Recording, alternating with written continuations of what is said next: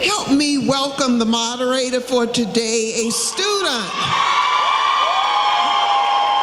Spelman College, class of 2020, and rightfully a women's studies major, Kennedy-Rue Mccullough.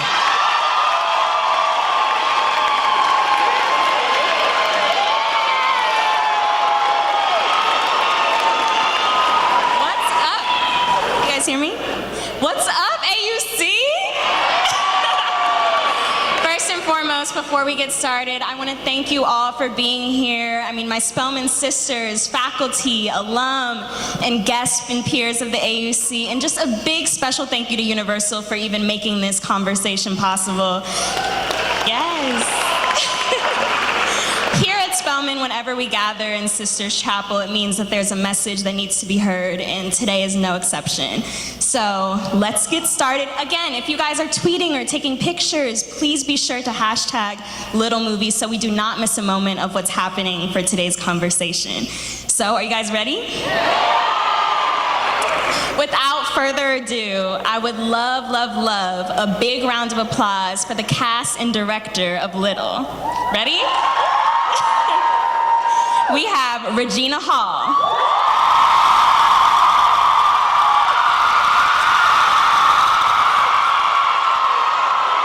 Issa,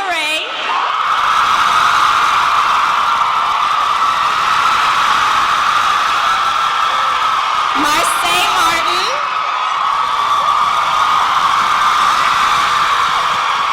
and director Tina Gordon.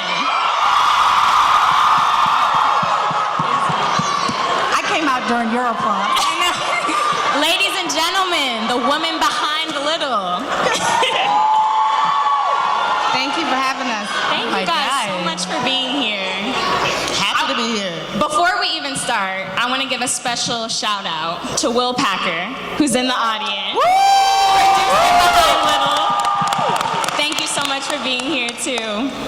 I want to start off by saying, I mean, this movie is the epitome of Black girl magic at its finest. The idea from a young Black woman, directed by a Black woman, here in Atlanta filmed, set in Atlanta. I mean, it just feels full circle to come to Spelman and have a conversation. So can you all please just talk about what this moment means for you today as the movie's about to come out? I didn't get accepted into Spelman.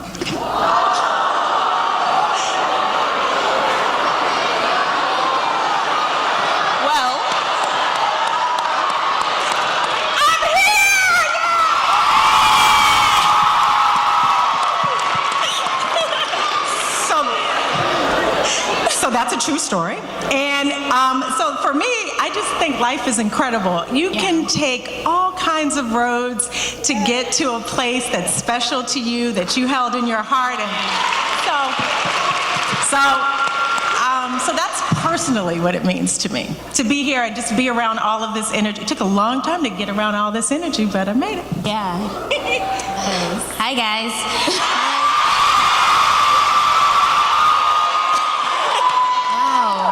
This is just so amazing just to see an amazing and beautiful group of amazing Black women that are doing their thing.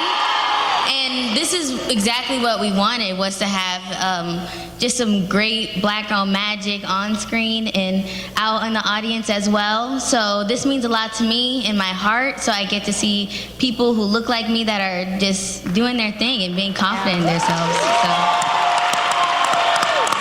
thank you. I'm super happy to be here.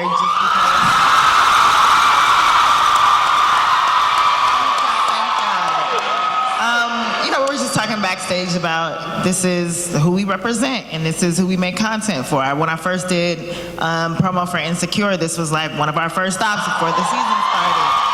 So, you know, thank you guys so much for your support and your excitement, and we hope you watch the movie. I'm excited to be here because I feel like I'm looking at an incredible future.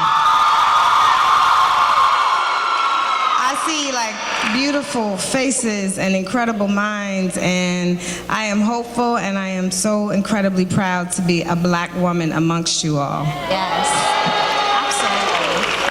started with you, Marsai, not only was Little the idea that you came up with, but also you executive produced this film. Can you talk a little bit about what that means? Because a lot of people don't even know what goes behind executive producing a film. Well, I'm gonna be honest, like when I heard like the producer title, I was like, what is that? Interesting. But a producer is basically a person who like helps provide for the film and also help create it also. For me, I also created Little, so when I actually heard it, it was like surreal to me because I thought this actually happened. Like I thought someone my age that has done this before, and I was just like, producer title, hey. But when I heard that I was the first one, and it happened to be a young black girl from Little Elm, Texas, which was me, it was, and it was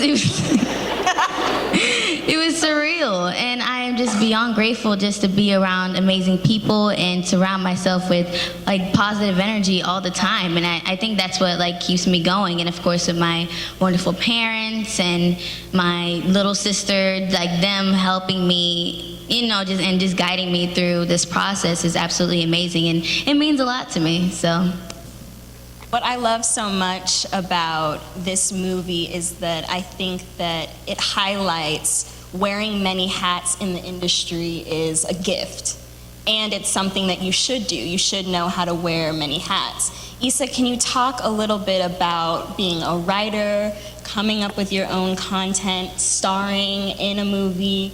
How does that feel, navigating those spaces?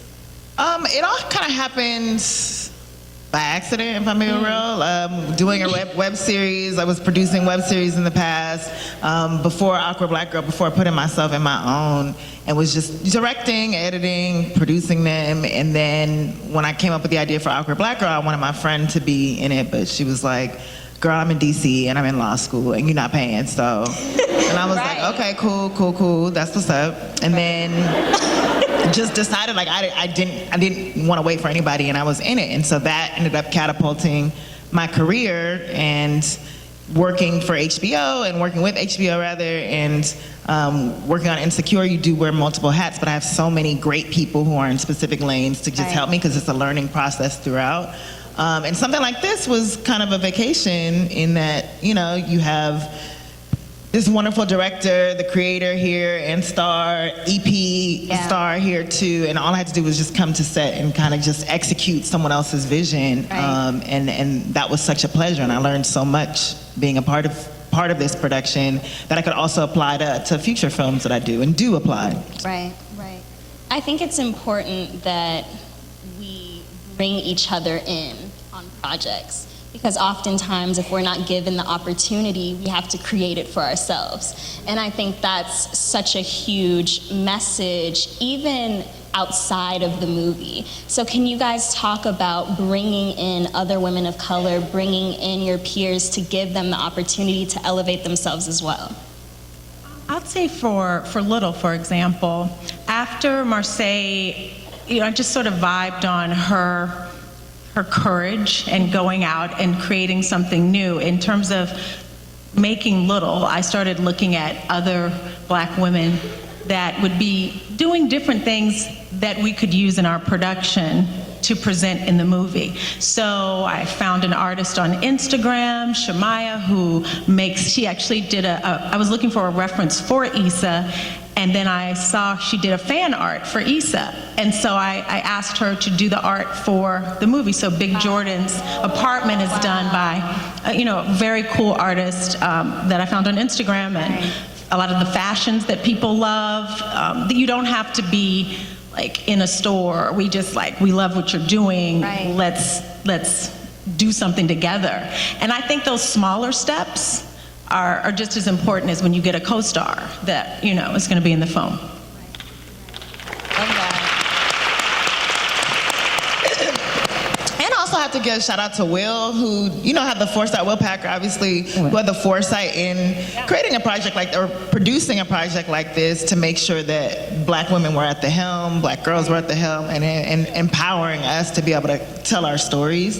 So that matters too, and that matters in terms of giving people chances and making sure that we're able to carry the torch and do the same moving forward.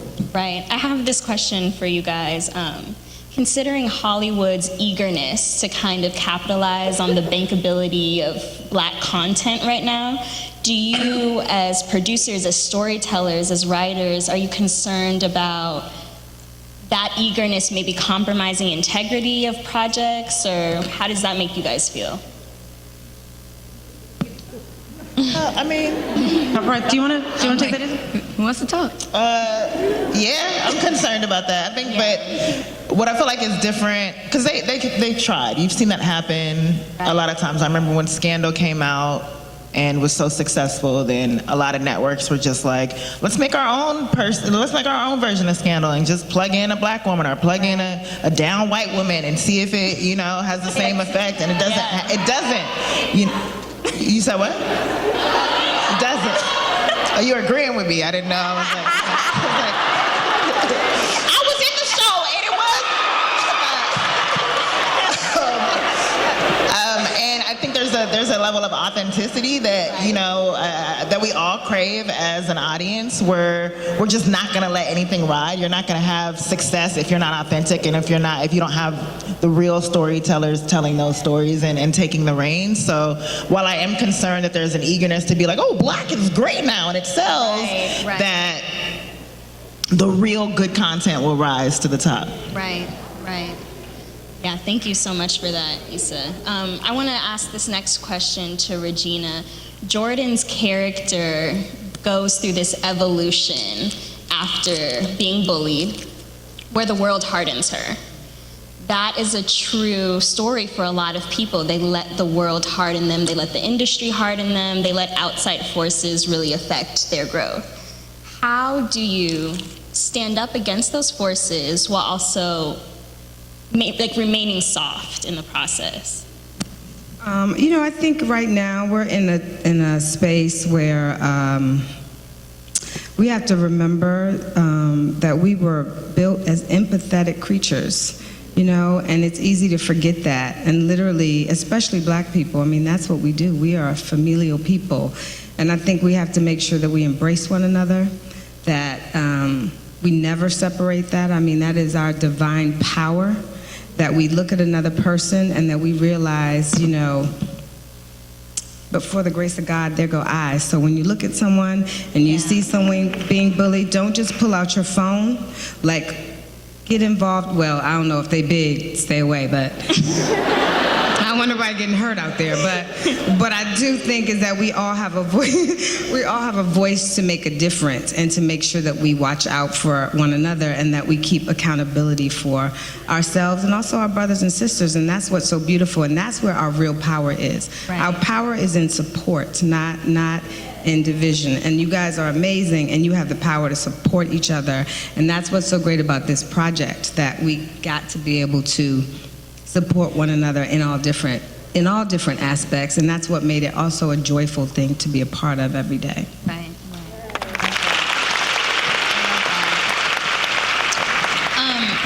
Another theme of the movie that really stuck out to me was rejection, and how you meet rejection and how you respond to hearing no's. Can some of you talk about your personal philosophy when hearing no's, especially in this industry where that can feel very final?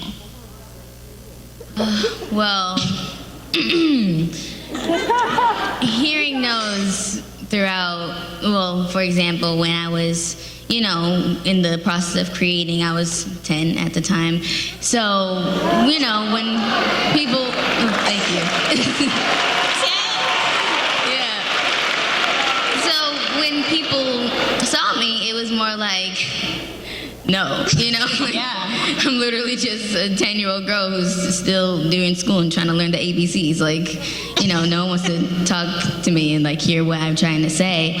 But I feel like when you I feel like when you stick to the right people and go with the people that you trust, which are my parents and my family, and Kenya Barris, which is the creator of Blackish, I grew up with them. Right. And then adding Will Packer to the mix and just them hearing my story made me feel more confident in myself, because I didn't get to see that often. And it was more of, I think because I was like a black girl, I know it was because I was a black girl, because I was, they judge the book by its cover. Yeah.